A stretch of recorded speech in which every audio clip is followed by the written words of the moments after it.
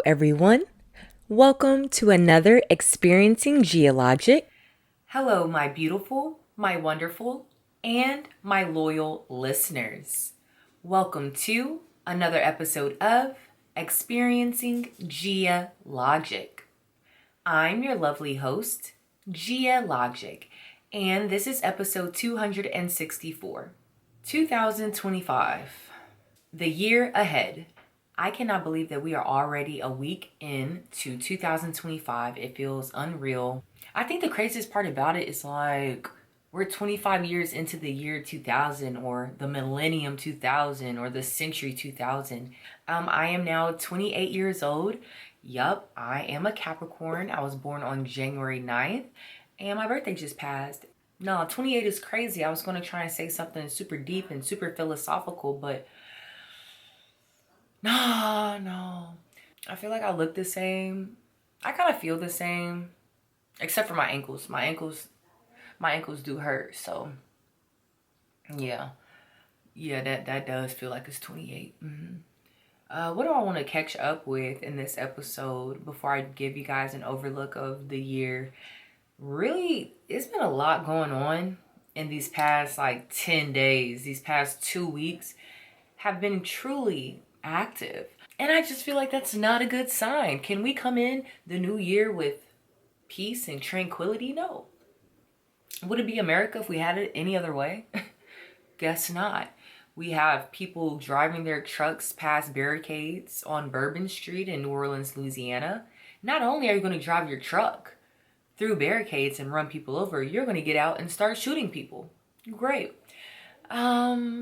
We have someone that planted a cyber truck in front of a Trump Tower hotel in Las Vegas. That in itself is extremely symbolic. They blew the cyber truck up. It had explosives. I think it had fireworks in it. That was on New Year's as well. Something positive that existed in the last 2 weeks was Beyonce performing at the halftime performance of the Houston Texans and Baltimore Ravens game. Wish I could have attended it in person, but watching it on Netflix did kind of make you feel like you were there. It was a little bit better than just watching it on cable. They did a good job with that. I thought they were going to drop the ball, but I guess, she had to let them know, look, this is some pressure, okay? I am not one of them. So that was beautiful to see and just magical. It's always great to see Beyonce put on a show. Now we have the fires going on in Los Angeles. There were fires in Malibu, Palisades. Now they're in the Hollywood Hills, Running Canyon. Devastating, tragic. And I wanted to let you guys know, with all these things that I'm referencing, I think they were all planned. These are all very intentional things, besides Beyonce at the Super Bowl. But these terrorist attacks, something is deeper there. And I don't think that these attacks are from people that aren't in our country. I really think that this is like a domestic thing. Don't forget those drones that were flying over New Jersey for a few weeks, and now that is filtered out of the news cycle. I believe the government knew about those drones. Even if they weren't our government's drones, whatever country they belong to, our government knows about it. I'm sorry. Call me a conspiracy theorist. I don't care. I don't think that that's the worst thing you could call me, because it's just too much going on. If we're supposed to be this country that's on top, we have the best military, we have the most armor and things like that, why are y'all letting people run people down in Bourbon Street? Like, that's crazy. Always blaming things on ISIS and people of Islam culture is getting kind of old. I don't believe anything that they're telling us on the news at all. I just don't. I'm telling you, it's propaganda. They're hiding stuff. And it's too much news too often. In a regular society, we should be talking about the same thing for the same 1 to 2 weeks. And then you guys should give us some conclusion on what happened with that story. Does that make sense? There are too many loose ends in the media in America. So that's why I'm just kind of getting tired and fed up, because y'all are feeding us stuff, but you're not telling us what's going on once they go to jail or once it gets investigated. I think somebody shot up a school around Christmas break. A girl shot up a school. I don't even remember how many people the young lady killed because it happens so often. And not only does it happen so often, we don't focus on the conclusion. We don't talk about it longer than a day or two. This is a young girl that's 15, 16 that went into her school and murdered people. I'm sorry, we should still be talking about this. And what are we going to do to better our country and make our country safer for children? And that's something, you know what? You know what? You know what? I'm supposed to be doing an introduction and a catch up. 2025, the year ahead, something really needs to be done about gun control. It's actually out of line how much gun violence we have in this country. And you guys are just letting things happen because NRA funds the government. I think that that's unacceptable. That's just, it puts me in a very sad place to think that you can't go to a club, you can't go to the movie theaters, you can't go to church, you can't go to school. Your kids can't go to school without the potential of someone bringing in a gun and killing them. And not a regular gun, not a pistol. AR-15s? It's just really a disconnect amongst our country because what are their parents teaching them and raising them? What values are they getting that everybody else isn't getting? I'm sorry, that's something that should have been talked about during this last presidential election run that wasn't really highlighted enough for me. But all this mass shootings and stuff, it almost makes you not want to go out to a public setting. I was at the Rockets and Lakers game, and I remember telling my friend, you know, it's almost unsettling now to be at these venues where it's so many people. It's like, did security really check them? It's just so easy to get into places now. It's just an unsettling feeling when you want to be in the moment somewhere so badly. You want to be so excited and you want to be right there in that moment. But your mind keeps going to other places. Your mind keeps going to, well, if something erupts here, how am I going to get out?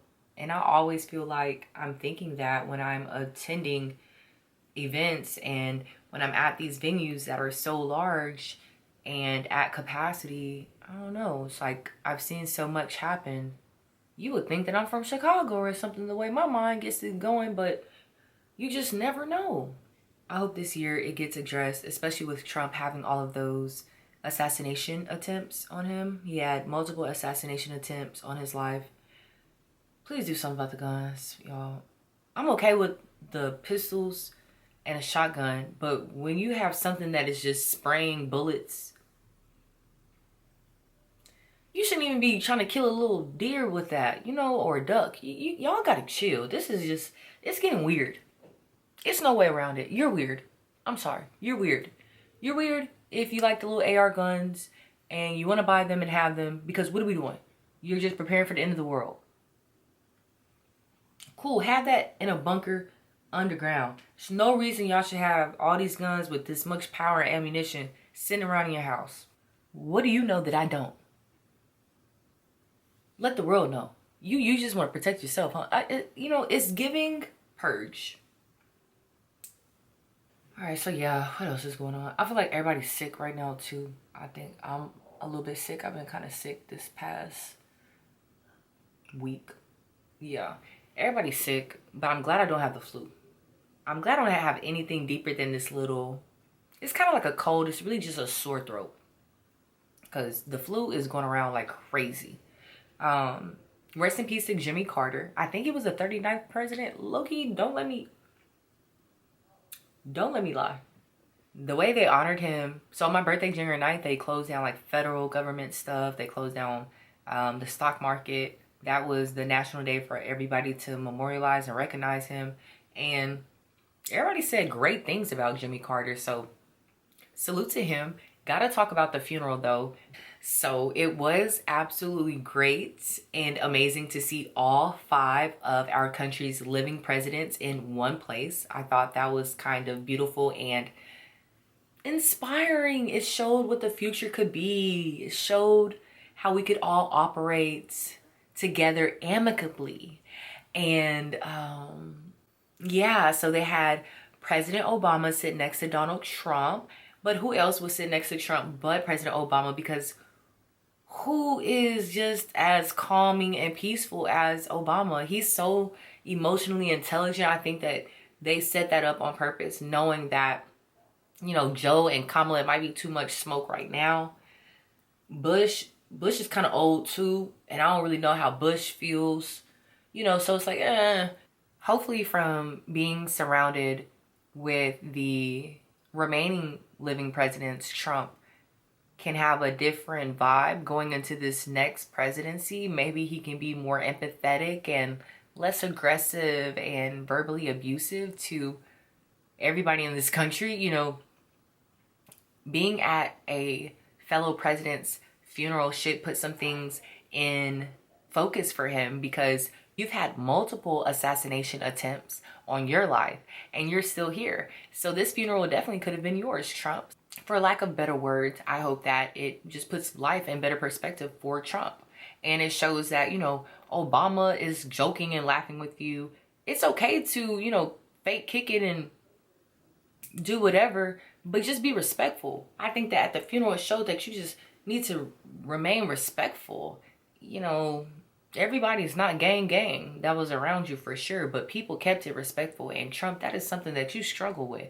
So maybe that funeral, he went home, prayed about it, took some notes. Maybe he talked to Obama about how can I be nicer? How can I really relate to the people? That was something about Obama. Everybody related and connected to Obama. You didn't have to be black to feel and respect Obama.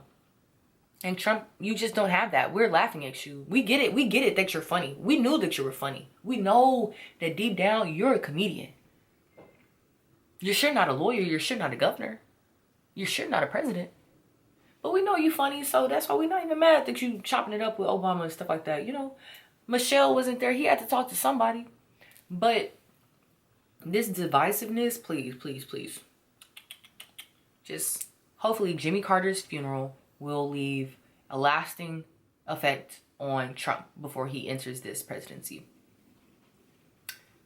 Fingers crossed. Yeah. So rest in peace to Jimmy Carter. Moving right along. I think I talked about the LA fires already. I think that that's fake too.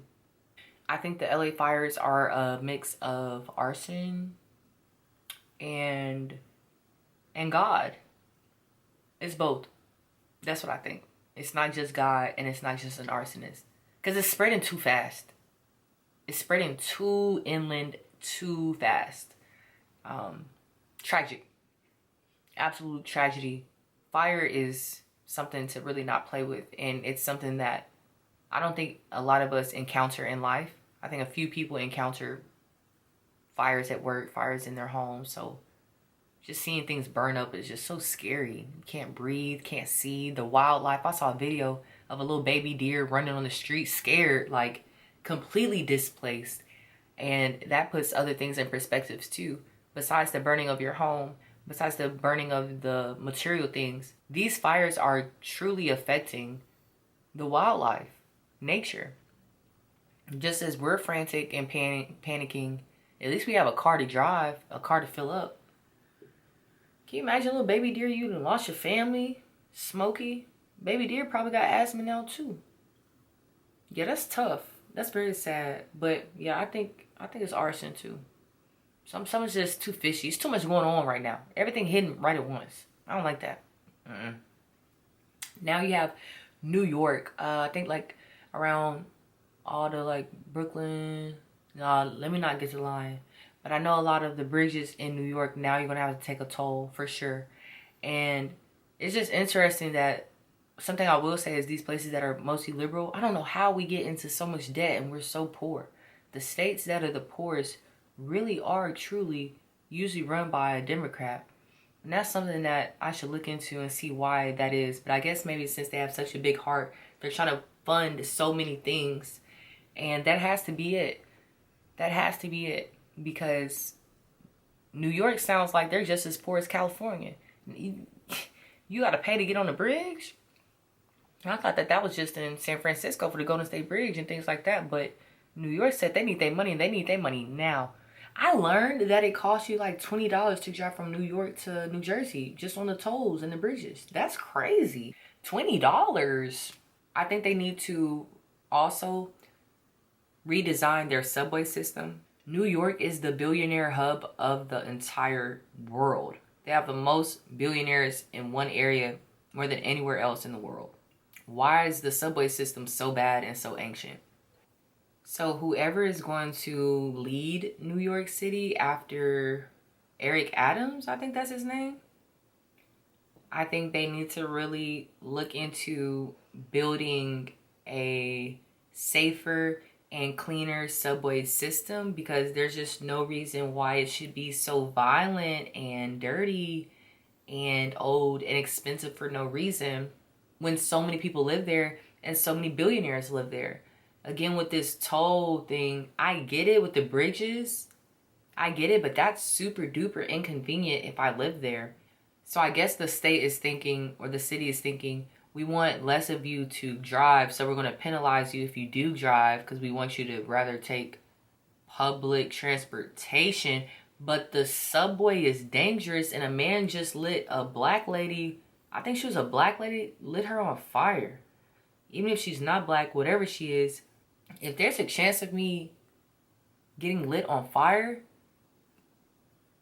I just think that people that live in New York and that aren't making over like 500,000, you guys are really like getting it out the mud for real, because it's just no way in heck that I could see a lady on fire on a train and just continue to go throughout my day, go to work, go to the mall, go to the store, go get my dog from the groomer.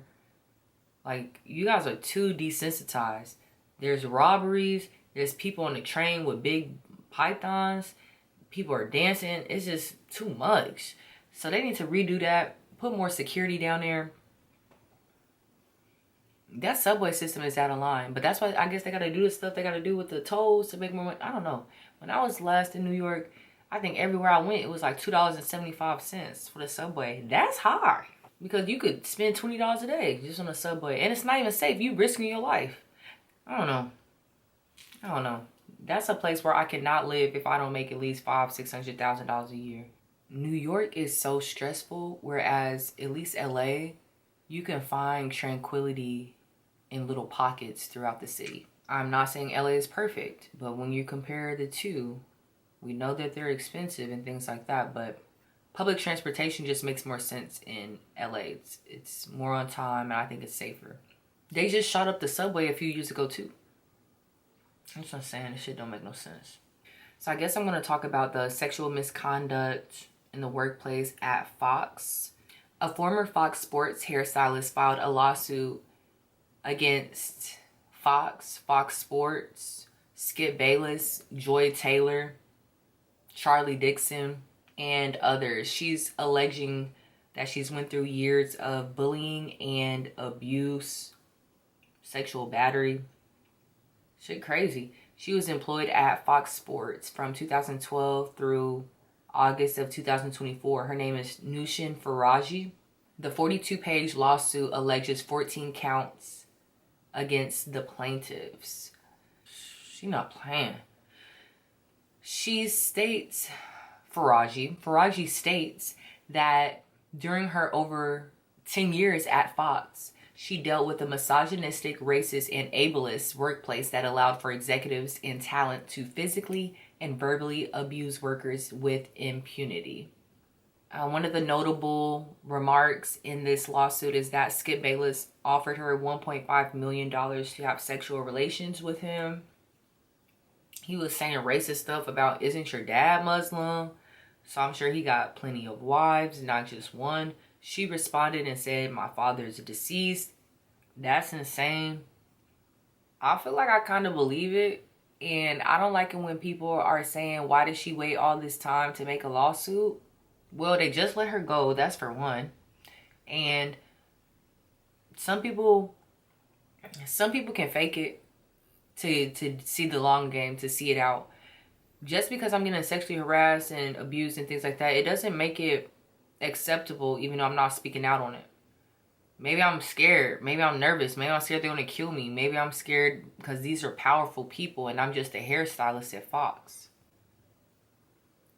I've been hearing some people say that she should have spoken out earlier and quit earlier if she was uncomfortable. I think that's unrealistic. And if you have good benefits and good pay, she probably been building this case for years. So I think she did the right thing. A lot of things are harder said than done.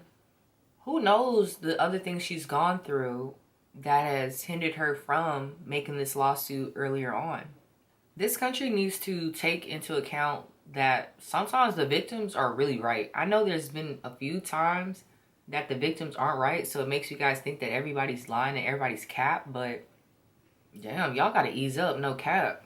Y'all are always so much in favor of the big guy, the powerful guy, the rich guy, the CEO. Like, if the girl don't want to have sex with Skip, the girl don't want to have sex with Skip. 1.5 million, y'all talking about that could have changed your life, she should have done it, all this. Like, y'all are out of line.